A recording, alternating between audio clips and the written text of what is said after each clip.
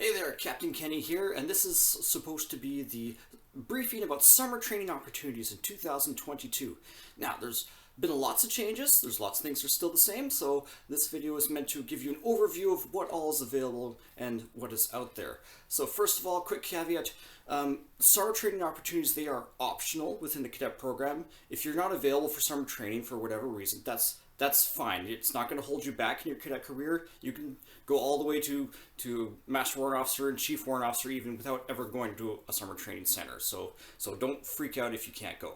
But if you are available, here's what's available for you. There's lots of cool stuff. So one change from last year is that that some camps have been closed down, other courses have been condensed, some are running hybrid modes, and that there's like a distance learning component ahead of time and then in-house where you train at the camp. And they even have local day camps running. So if you're new, the changes won't mean much to you, but we'll let you know what's available to you. If it's your first year in cadets, you have what's called a 5-day CAP. The CAP stands for Cadet Activity Program, and that is like a local day camp that runs in the area. So it's 5 days long, and it's a day camp format, so your parents will drive you in at the beginning of the day, you stay there, you train, you eat lunch there, lunch is provided, and then you go home at the end of the day, sleep in your own bed, and come back for the next day. And that runs for 5 days. And that'll be in the local area. So we are the Cadet Corps in Vankleek Hill, and we've been teamed up with the Cadet Corps in Castleman. And the two of us will be meeting somewhere between the two towns, and that's where we're going to run our CAP. So it's within driving distance, and that's how that one's going to work. The exact location and dates have not yet been confirmed on that one at the time that I made this video, but more details are coming. So that's what's available if you are a first-year cadet. A 5-day day camp that's available to everybody. The vision for the day camps is that there should be no limit to how many cadets can come. So if you apply, you'll be able to go. Every cadet should have the opportunity to get to their first-year CAP. Now the second-year CAP has a 12-day camp. And this one's a little bit longer, and both the CAPs, they include lots of fun stuff, lots of sort of general sort of cadet training. You know, we'll do navigation, we'll do some shooting, some sports, some stuff out in the bush, camping stuff. And the 12-day CAP in your second year includes an overnight component, so bring your flashlight, because there will be a camp out as part of that. So, first year, second year cadets, local day camps, that's what's available to you. And if you apply, you should be able to get in. Now we get to the third years. It's your third year, so you just finished Silver Star. Now you can start specializing and learning some pretty cool skills that you can bring back to the cadet unit to help with the instruction and leadership of the Cadet Corps and help level up our game here at home. So here's a list of them here, and we'll go through them one at a time. Now these ones, for the most part, are all most of them are hybrid courses. That there's some distance learning you do ahead of time. So 1 week of distance learning, and then usually 3 weeks of training, with a couple exceptions. So first one, Expedition Team Member.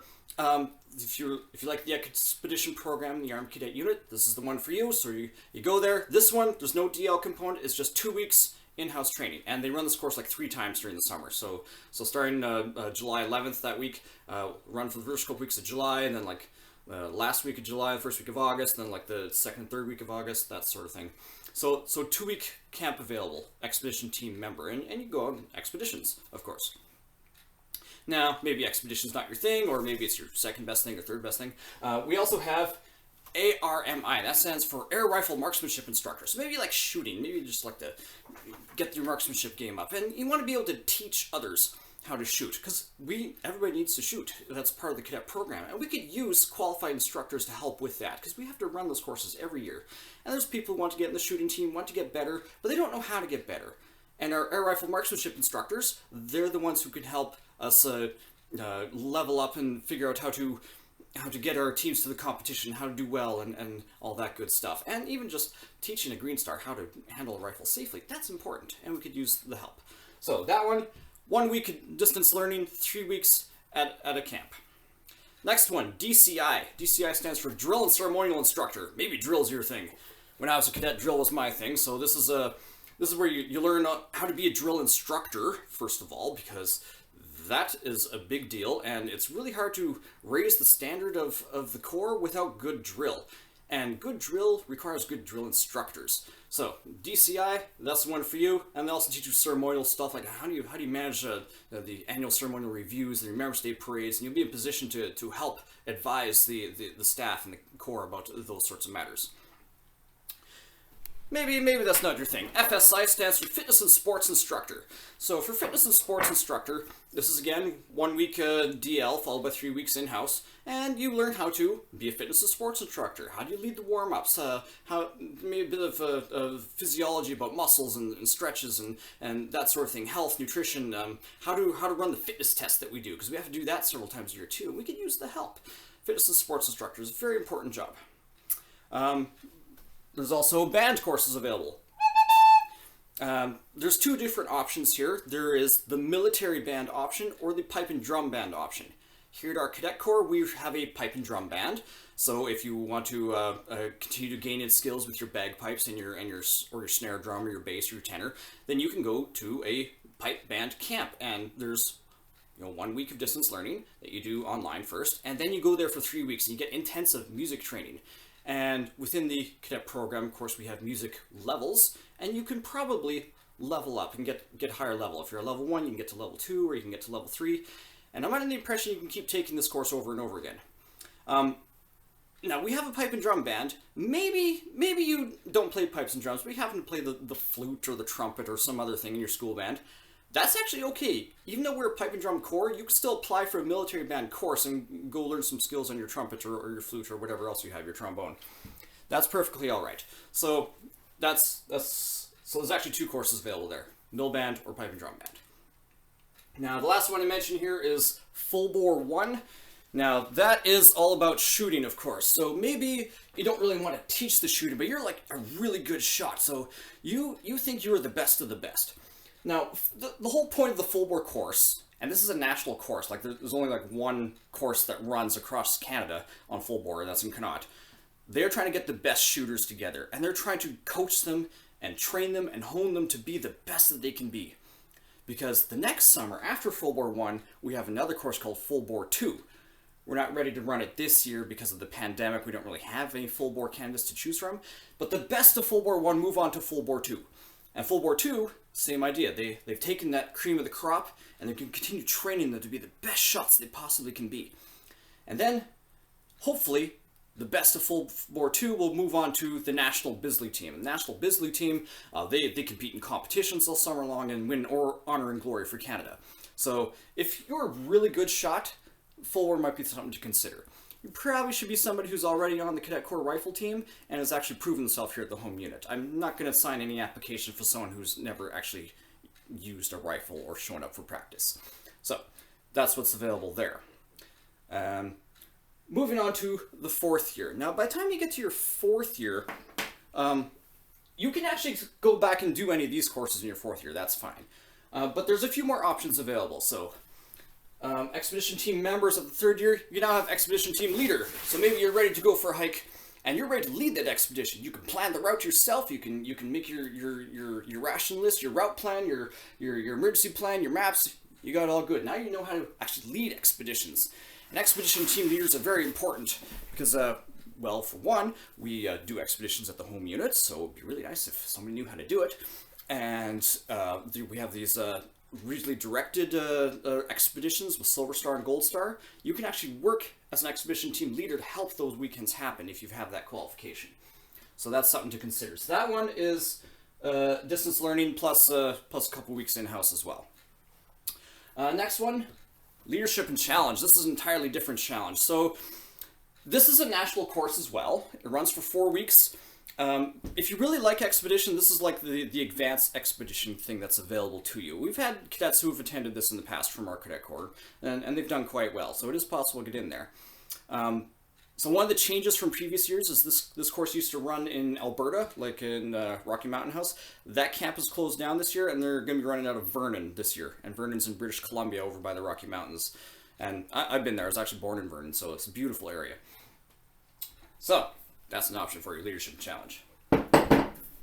Perhaps that doesn't appeal to you, though. There's an entirely new course that they're trialing this year. I don't know if they'll keep on in years to come after that, but they're going to try it out, and maybe it'll stick around. That's the Administration and Supply course. So maybe you're more of the paperwork guy, the administrative management sort of guy. Maybe you're going to be everybody else's boss later in life, because this will look really good on the resume. So if you want to learn how to help out with administration and supply, like how do you figure out that paperwork? What are the security procedures for this? How do you take care of all the equipment and supply anyway? That's a good one to consider. So that one's 2 weeks long, and it's only in-house. There's no deal else to do with that one. The other course that they're trying out this year is the mountain bike instructor. I've got a bike helmet here. This is actually my son's helmet. Probably won't fit. Yeah, it's a little too small. So they're trying this one out. I think it's only running in Vernon this year, but it's a trial course. So if you like bikes, this would be a good one to try for. Now, during our weekend expeditions, we have mountain bikes that are used a lot. So if cadet instructors, senior cadets, know how to work the mountain bikes, how to do trail runs on intermediate and advanced trails, how to actually fix mountain bikes when they break down, that'd be a very useful skill to have. So anyway, they're trialing that course this summer, so that's an option for you. And lastly, if you are at least 16 years old, you can apply to be a staff cadet, and this is actually a paid position. It's a summer job, really, and they'll pay you, and you can come away with like $3,000. So when I was a cadet, I did staff cadets a few summers in a row, and then I went on to be an officer, and that's actually how I paid for college, was these summer jobs. So it's a very good opportunity. So you basically have two options. You could work as a at a CTC, that's Cadet Training Center, to staff these courses, or you could go to be CAP staff, and we need staff cadets here too. So you've got two places you could work. Nice thing about the CAP staff is that if you can't work the whole summer, that's fine. We're perfectly flexible because we're in the local area. Like, you can only do one of the weeks. That's okay. We'll hire you for 1 week. You can do 7 weeks. Great. We'll hire you for 7 weeks. So keep in mind what your availability is. As far as the CTC staff goes, there's a couple different locations that you can apply for this year. So we can apply for Connaught. That's right in our backyard. That's actually where they're running the full bore course from. And also the air rifle marksmanship instructor. That's happening in Connaught. We got, you can apply for Trenton. Trenton's more running the air cadet courses this year, but you can still apply to be staff cadet there, even if you're from an Army Corps. That's fine. We got Blackdown. Blackdown's where they're running a lot of these other ones, drill and ceremonial, fitness and sports, the band courses. Expedition, I think, is in Connaught, but I might be wrong about that. Vernon. Vernon is like the Blackdown of the West, so they also have these trial courses like the mountain bike instructor, and they also have the leadership and challenge out there as well, so you can apply to be a staff cadet there. But just because you're in Vernon as a staff cadet doesn't mean you're necessarily staffing this or this. You might be staffing these courses for all the kids from Western Canada.